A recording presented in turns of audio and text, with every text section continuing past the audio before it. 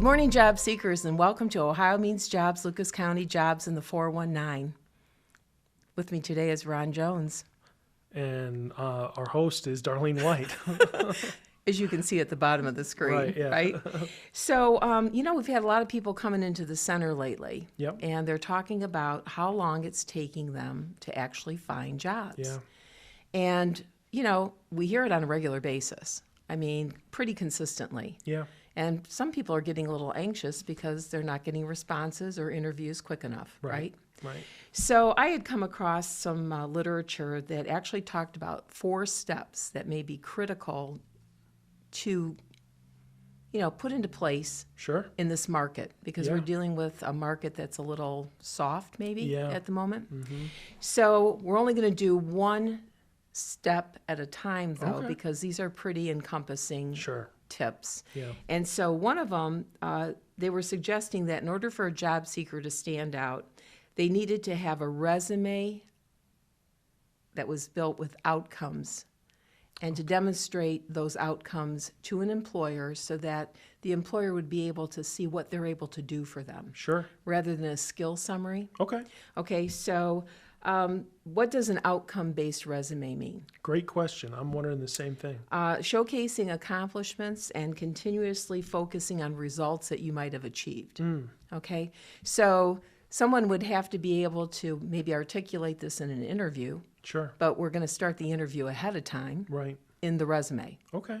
So what's going to happen is we're going to focus on results, and simply, instead of stating what you did, an outcome-based resume emphasizes tangible impact and value that you brought to previous roles. That makes sense. So instead of saying something like, acted as a sales associate in this region, you would say increased sales by Yep. 40% in this region. Yep.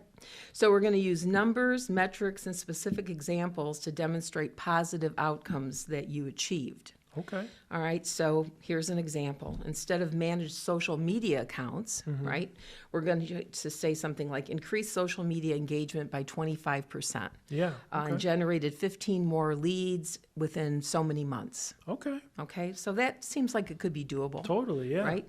So why is it important? Because managers are looking to hire people who can solve problems. Definitely. And they also want to have some results. So Yeah. this is a person who could drive home a result and be able to, maybe resolve a problem that they've been trying to correct for a number of months or years. And this person could be the exact person they need right on this paper. Wow. That's a great tip. Yeah. So they call it the WHO method. Okay. The who? WHO, Okay. WHO. So this is what we're doing. To create outcome-based statements, consider what you did, how you did it, and the outcome associated with Okay. your work. WHO. Yes, WHO. So examples of outcome would be increasing revenues, sales, improving customer satisfaction, reduce cost or expenses, enhanced efficiency and productivity, and achieve specific project goals, and all by how much and when. Gotcha. All right. What do you think of that? I like that a lot. Yeah, that's a great tip. So anybody out there that's not getting any traction, you might want to go back to some of your jobs that you had, revisit those jobs and those bullet points you put in, and maybe add something that's focused on outcome-based performance. Yeah. Excellent. Okay.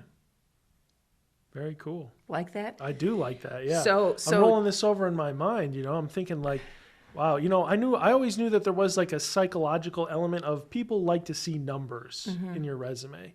But this really does, that hits the bullseye there. And I'm trying to think back to one other thing that I remember from some years ago, but, in addition to that, WHO, I don't know what you would call the next letter, or if you could add on to this acronym, but it's almost how did it make you feel? Because you need to get some sort of enjoyment out of what you're doing Sure. to keep doing it again and, to achieve maybe a higher goal than you had the last time. So I think if people can maybe add that part to the, not to the resume, but to the interview, it would help in that spot for them, maybe to demonstrate a little bit more about what they really enjoy doing. Cool. I like it. Okay, so that was my hot tip. All right, that's a good hot tip, and we're going to have a few more of those. Yes, there's 3 more of them, but they're going to be in subsequent podcasts. subsequent episodes. Yep. So you're going to take over on the first hot Yeah, job? I think it's hot job time. So as always, we're going to be going through some of these jobs. We're not going to be reading the full job description, right? We're giving you some snippets. The full job description and all the details can be found on ohiomeansjobs.com. You're going to take the number that's at the bottom of the screen there, the job order number, and you're going to plug that into the search bar and search for that, and it'll pop up with all the information. But one of the things I did notice on a few of these we're doing today, some of the benefit structures were not outlined, nor was the pay. Okay. So I believe that, they're looking for the right candidate. Definitely. And then it would be disclosed once selected. Absolutely. Yep. And of course, these all come from our hot jobs list, right? Which we put out a new one every Friday. Yep. You can find those on omjlc.com. You're going to go up and you're going to click on the job seeker tab. And then you're going to scroll down and find the hot jobs list. And we put that out on Fridays. Yep. So you'll find one of those there, and you can peruse and click right on the job order number to open it up and check out the job description. Yes, make sure you read it in its entirety. Yes, definitely. So without further ado, let's get into the hot jobs. So job number 1 here, we've got a financial coach. The financial opportunity centers are community-based centers that focus on financial bottom line for low to moderate income individuals. This means changing people's financial behavior in a way that encourages them to make long-term commitment to increasing income, decreasing expenses, and acquiring assets. FOC financial coaches use strong interpersonal communication and customer service skills to facilitate financial coaching while simultaneously assisting with the integration of services into other organizational and community initiatives. Like, for instance, they might tell you to come over to see us. It's true. Ideal candidate must possess the ability to function in a fast-paced, team-oriented environment and should be experienced and comfortable communicating both one-on-one and with small groups of people on a variety of financial and social topics. Okay, accountabilities. Number 1, provide direct services, including conducting one-on-one coaching and training aimed at helping primarily low to moderate income households increase financial capability. 2, develop individualized financial stability action plans in collaboration with clients, including but not limiting to assisting with financial goal setting, money management habits, savings, credit building, debt management, utilization of financial services and products, tax preparation, benefit screening, employment services, etc. 3, establish and execute fee-for-service contracts with partner companies. 4, identify and refer participants to other community resources and services as needed to achieve clients' financial goals. 5, identify, cultivate, and maintain effective relationships with key providers of other community resources and services, coordinating efforts as needed in order to maximize client impact. Again, that's us. Number 6, ensure clients' physical and electronic files are accurate, up-to-date, and secure. 7, continue professional development to acquire new skills and techniques to promote high-quality services and impact. 8, work with leadership to adapt coaching methods and tools in order to become more effective client and program service delivery outcomes. Number 9, conduct workshops as a means of outreach and education. We have workshops here at our office sometimes for financial literacy. Every month. Requirements, required qualifications include a bachelor's degree in social work, business, finance, or related fields. Skills include ability to provide financial coaching services through a diverse and inclusive lens, experience serving low to moderate income working populations, excellent social interpersonal skills and writing ability, knowledge and experience in employment, financial, and income support and coaching, counseling, and personal finances, particularly in areas of budgeting, asset, and credit building, ability to apply critical and strategic thinking, must be willing to complete additional certification within the first 6 months of hire, including but not limited to financial coaching, credit counseling, and work keys. Years of experience, they're looking for somebody with 2 to 3 years of experience in a financial coaching role with demonstrated success in serving at-risk and or low to moderate income populations, experienced and comfortable communicating one-on-one with small groups of people on a variety of topics. Yeah, this is where you can take 2 nickels, rub them together, and get a quarter. That's right. When you start working with an FOC financial planner. There you go. This is a very important service. It the is. FOCs out there. They really do help people, especially if you're like trying to build credit and stuff. Maybe that job's not for you, but you might still want some help with financial I mean, who doesn't want some help with financial stuff? You need to learn how to budget. You need to learn how to do stuff like that. Just pitching it right now. On the fourth Wednesday of the month, we do a financial literacy workshop here at our office. So you come by and maybe learn how to build your credit up, or if you have financial goals, like maybe you want to buy a house, you can work on that. And if someone might be even interested in this job, they might even be interested in talking to the financial coach who's on site who does this work. Yeah. To learn more about it. There you go. All right, job number 2. This one is for an HR business partner. The organization is seeking a proactive and self-driven HR business partner to provide global support for our sourcing, supply chain, and technical center of excellence teams. The HR business partner will lead talent acquisition and onboarding efforts across the Americas region, ensuring we attract and retain top talent to drive our business forward. The ideal candidate will have strong background in organizational design and adept at working in a fast-paced global environment. Candidate must possess the ability to work autonomously and manage multiple priorities.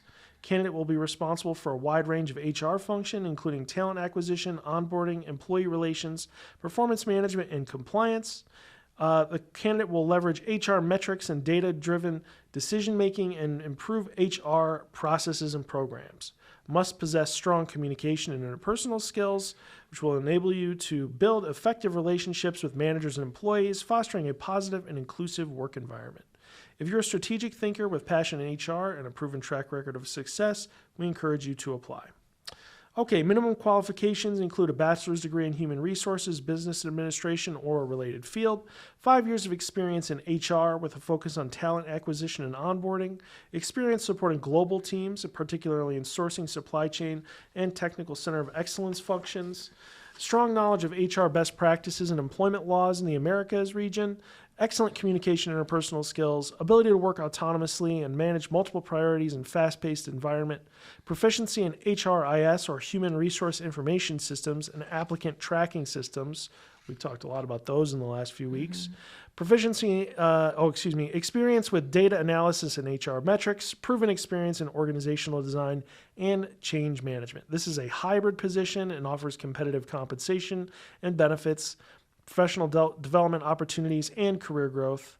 And you're going to go to the job description to learn more about what's going on with that job. Yes, it's very detailed. And as you can see from the scope of it, it is a global for sure, yeah, opportunity, which means that comes with a number of different types of responsibilities. Definitely. Especially when you think about even like payroll and things and taxes and different parts of the world. I couldn't even imagine. In another life, I worked at a job where we had to do some non-US based HR type things. And it was a it was a real eye-opener seeing how, like, what job culture was like in different countries. You know, it's not all the same as it is here. And, you know, it was just a big eye-opener to learn, like, oh, this is how much it's, you know, if you have to give notice that you're leaving a job, well, over there, you're supposed to give 90-day notice that you're leaving a job. Oh my gosh, how does that even, and so, you know, you got to be willing to, they mention here, work with a diverse team and stuff like that, and be open-minded and be ready to learn. Yeah, and anyone who's interested, you really need to pay attention to this job description because there's a lot in it. There you go. So you can appreciate that. So job 3 is a seasonal merchandiser, all right? And this is for Toledo-based location. It's going to be, the individual who applies is going to be responsible for presenting products in a way that will attract the attention of the customer. This will be in several different retail locations. So the position services and maintains multiple bulk accounts by merchandising approved products and packages using safe handling techniques and following all quality guidelines. There needs to be an ability to follow plan sets, planograms, and communicate to store management and do cross-functional personnel management as well. Fills, merchandises, and rotates products on displays and the shelf according to procedures and special programs. Physically moves the product from the back room and places it on display. Creates and distributes points of sale, materials on display, and shelves where permitted. Organizes and maintains back room by stocking and arranging the product in a way that's going to be feasible wherever you're at, because I'm sure each stockroom is going to be a different size no matter where the Definitely. location is. Yep. Fosters business relationship with store personnel through routine follow-up on requests, proactive pricing, special planograms, new opportunities, and upcoming activities. Must have effective communication skills, which include listening, speaking, and writing. And prior customer service experience is preferred in a retail setting. So they're looking for somebody who's willing to work in a fast-paced, physically demanding environment, so lifting at least 50 pounds repetitively, able to work reliably and independently with little supervision on a regular basis. Sure. Must also possess critical thinking skills. So one of the things that they talk about here is a valid driver's license and an excellent driving history. So I'm sure you may be using your own vehicle. Yeah. I'm not sure if a company vehicle is available for this job. But be flexible, willingness to work, including but not limited to different types of weather conditions, because you could be in and outside. The pay on this one is $20 an hour, so there's paid training, paid time off, plus holiday pay. And there will be group insurance, including medical, dental, and vision. And then basic supplemental life insurance. And you do get a company-paid cell phone with it. Well, That's when you can call home and say, hey, I have a problem. yeah. I may need some support out here. Right. All right. Okay. All right. And then we have a licensed practical nurse, an LPN. All right. And this is a full-time position. Yeah, lots of LPNs out there. Oh, yeah, and there's a ton that's involved in this particular job. So again, look at the bottom of the screen for the job order number so that you can go in and get all the details that are involved. But this is going to be taking care of residents inside of a nursing facility. Okay. Okay, so it's a skilled nursing setting, and they're going to be, supervision with this. They're going to be supervised by a registered nurse. Sure. And they're going to be involved in, ensuring the continuity of care with the residents between shifts and providing direct care, as well as supervising the care given by certified nursing assistants, CNAs or STNAs. So they're going to be supervised, and they will be supervising Definitely. someone. Yep. So participants, they will participate in working with the residents and their families, perhaps educating them to different stages of life and some of the things that their family member might be going through. And then also the goal here is for them to focus on the mission and the approach of the facility and organization. So everyone has their own style, mission that they are involved with. And so this one is specifically laying that out so that people understand that this is how we do things here, Yeah. right? Yeah. So some of the essential tasks would be observing the residents on admission and on a daily basis, and to register any types of conditions or change that might happen. Also, they would be working with the doctor's orders. When the doctor's orders come in, they have to, acknowledge that, document, and keep track of if they see any changes and things of this, administer medications, and they follow the medication rights, and also whatever the doctor might produce as far as any type of prescription that's meant for that particular individual. And if there's any medication errors, document those. Perform all aspects of resident care in an environment that optimizes resident safety and reduces the likelihood of medical or health care errors. They also have to meet the documentation requirements. I've heard this Very a lot important. from some LPNs and nurses that I've been talking to, where the documentation is like so critical that they do it right then and there. Yeah. Because if they didn't, it didn't happen. That's exactly right. If you don't And- write it down, it didn't happen. And there's a lot of state guidelines that go into play here where, people are liable. They need to be Yeah. able to be responsible for what happens. Right. Also, they note and carry out the physician's orders, as I mentioned, in a timely manner. Follow through as needed on information given by shift reports, resident or family members regarding any types of concerns. Knowledge of HIPAA regulations. Consistently involves resident and family in planning for care, treatment, and teaching needs and discharge plans. Let me see here. I'm going to go down to the qualifications Sure. because they're looking for a graduate of an accredited school of nursing and a current license as an RN or LPN in good standing in the facility state. Okay, so they're going to have a current BCLS certification, current certification in IV therapy, 1 or more years of experience in skilled nursing facility, must be organized, self-directed, and highly motivated with a demonstrated ability to lead and influence others, must have a positive attitude towards the elderly, and must be able to speak, read, and understand English, follow written and verbal directions, and be able to write legibly. Must have computer skills sufficient to enter and retrieve information for a computerized resident charting program, and then must be able to move at least 50 pounds occasionally, and on an occasional basis also bear weight of 100 pounds or more. Sure. Now, it takes the right person for this position. Definitely. Yeah, it's a tough job. It's very in demand also. So takes the right person and a lot of training and skill and talent. Hopefully somebody out there listening is that person. Well, and something that I want to add too is we're going to be doing some training. People that are in these fields like social work, nursing, STNAs, there's going to be an offering here on May 9th for Right. mental health first aid. Yeah. We have limited seating, Yeah. right? 8 CEUs are available, Okay. educational credits. Right. Okay, so for people who have to maintain their licensures, this is a great opportunity because it's free There you go. Can't beat that. and you get to come to the shared campus. And there will be a trainer that, leads you off through the day. So you have to arrive here. It starts at 8:30 and it goes to 5 o'clock. It's a great opportunity.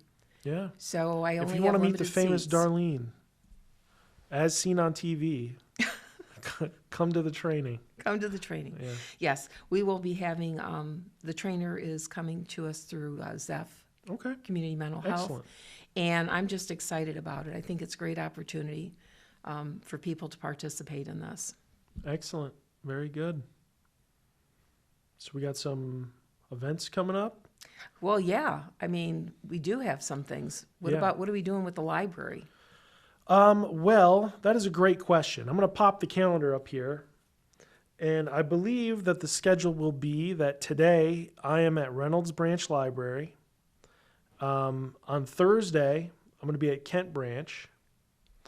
And then we'll have the following week, we will have someone at Kent Branch and someone at Mott, right? Okay. So on Monday and Thursday. In between then, we'll have Trio here on Wednesday, and Yep. then they'll also be here the following Wednesday. And I'm just going to pop up now. I don't think it may be on our calendar. I'm not sure. I don't have it in front of me, but we've got the Toledo Blade Job Fair at the end of this month that I Yes. just wanted to give a quick shout out. So it's coming up at the end of this month. I got the flyer just the other day.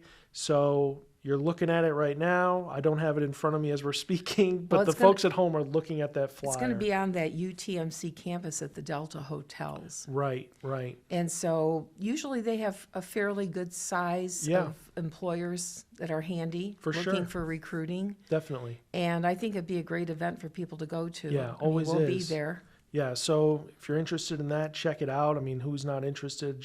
It's job fair time right now. So, Yeah. yeah, But I do encourage people to come to the workshops ahead of time Definitely. because, again, you have to dust yourself off, yep. prepare outcome-based resumes. Yeah, where's your W, H, and O on your resume? Yeah, Hmm? yeah. Come where on is by. it? We'll help you figure that out.